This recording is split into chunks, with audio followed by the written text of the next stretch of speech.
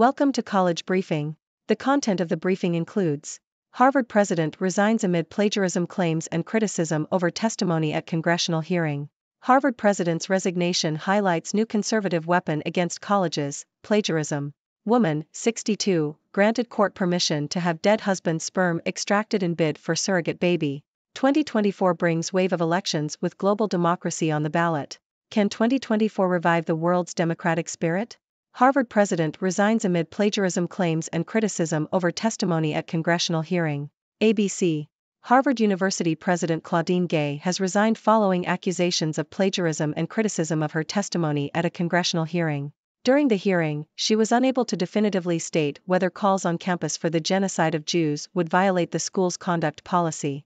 Gay is the second Ivy League president to resign after Liz McGill, president of the University of Pennsylvania, resigned on December 9, 2023. Gay's academic career came under scrutiny after conservative activists found alleged instances of plagiarism in her 1997 doctoral dissertation. While the Harvard Corporation initially defended Gay, saying there was no evidence of research misconduct, they later found two additional examples of duplicative language without appropriate attribution. Gay will update her dissertation and request corrections. Supporters of Gay lamented her resignation, while critics welcomed it. The House Committee on Education and the Workforce announced an investigation into the policies and disciplinary procedures at Harvard, MIT, and Pennsylvania State Universities following the hearing. Harvard president's resignation highlights new conservative weapon against colleges, plagiarism. Associated Press. Conservative activists are using plagiarism accusations as a weapon against higher education in the United States, according to the Associated Press. Activists have targeted the president of Harvard University, Claudine Gay, alleging that she plagiarized the work of other scholars in her doctoral dissertation and journal articles. Gay resigned this week. The allegations were made by conservatives who had sought to oust Gay from her role because, they claimed, she had been promoted primarily because she was a black woman. The campaign against Gay is part of a broader effort by right-wing groups to reshape higher education in the U.S. Activist Christopher Rufo said he wanted to abolish DEI ideology from institutions, referring to diversity, equity, and inclusion, and to restore truth as the guiding principle. The campaign to discredit Gay is part of a wider attempt to limit how race and gender are discussed in classrooms and to undermine funding for public universities, according to the AP. Woman, 62, granted court permission to have dead husband's sperm extracted in bid for surrogate baby. ABC. A 62-year-old woman has been given permission to have sperm removed from her dead husband in order to conceive a child. However, posthumous fertilization is banned in Western Australia, so the woman will not be able to use the sperm. The couple had discussed having another child after losing their two adult children in separate accidents. The woman had been told she was too old to have a child, but her husband's sperm was deemed suitable for IVF. The woman had planned to use a surrogate and had found a volunteer in her 20s who lives in the Philippines. 2024 brings wave of elections with global democracy on the ballot. Washington Post. More than 60 countries, with some 4 billion people, are set to stage national elections in 2024. That means roughly half the planet could go to the polls in what could be the greatest rolling spectacle of democracy in human history. The third wave of democracy, the steady global expansion of democratic governments that surged through the end of the Cold War, has ebbed over the past decade. Elections are still staged, but the underlying political culture seems to be shifting worldwide.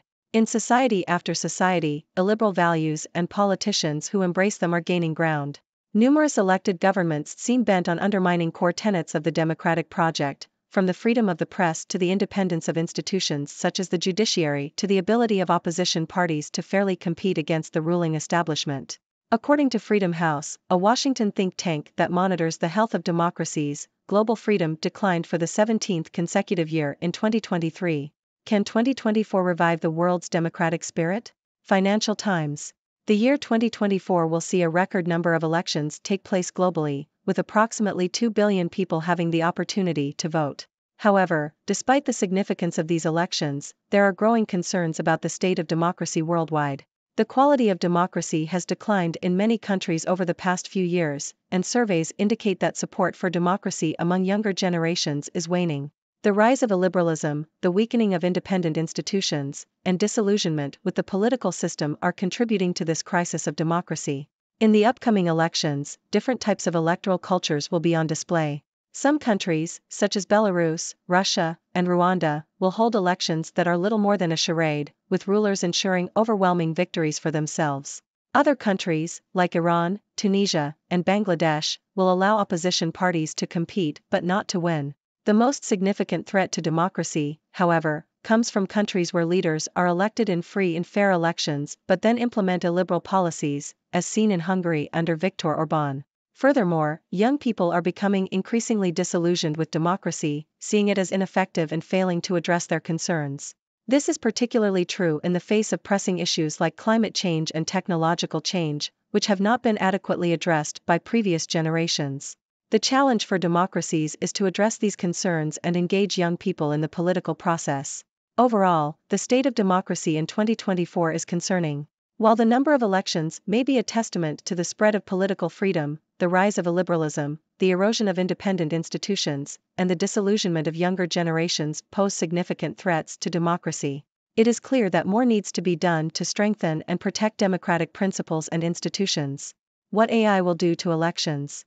Foreign policy. Major social media platforms, including Twitter and Meta, which owns Facebook, Instagram, and WhatsApp, are reportedly ill-prepared to combat misinformation and harmful content during the upcoming national elections in many countries in 2024. The platforms have faced criticism for reducing the number of content moderators and trust and safety teams, which are responsible for removing misleading and harmful content. The lack of preparation and resources could result in a flood of disinformation and hate speech during the elections.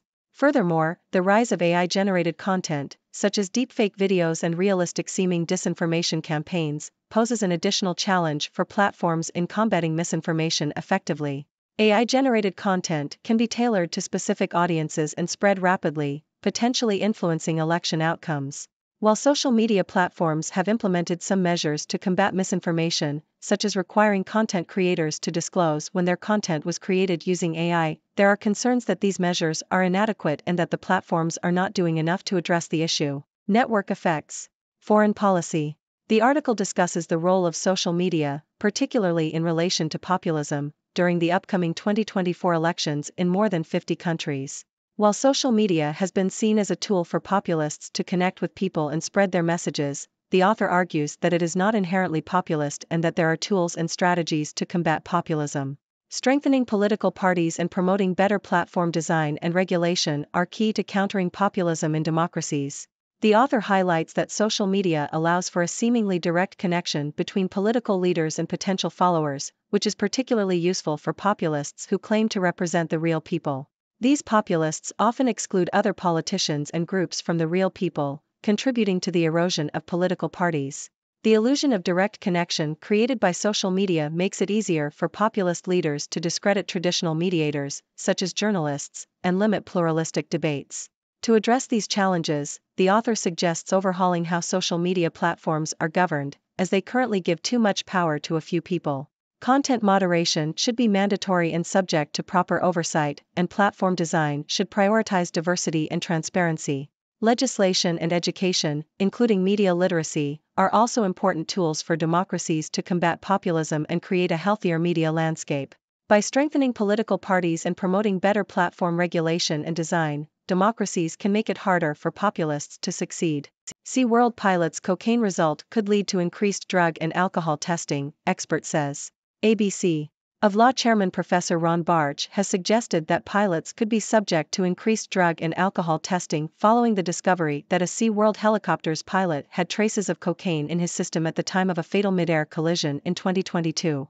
Professor Bartsch said that operators may implement greater self-regulation and increase the level of random testing for their flight and operational crew. The Australian Transport Safety Bureau is expected to finalise its investigation into the collision in Q3 2024. Harvard's Claudine Gay a casualty of campus culture war. BBC. Conservatives are celebrating the resignation of Claudine Gay as president of Harvard University, citing it as a victory against the perceived left-wing ideology that dominates American higher education. While allegations of plagiarism in her doctoral thesis played a role in her departure, her involvement in a congressional hearing on anti-Semitism at college campuses also fueled criticism. Gay's critics argue that she represents a focus on diversity over academic rigor. The resignation is seen as a significant victory for conservatives seeking to challenge liberal-dominated institutions of higher education.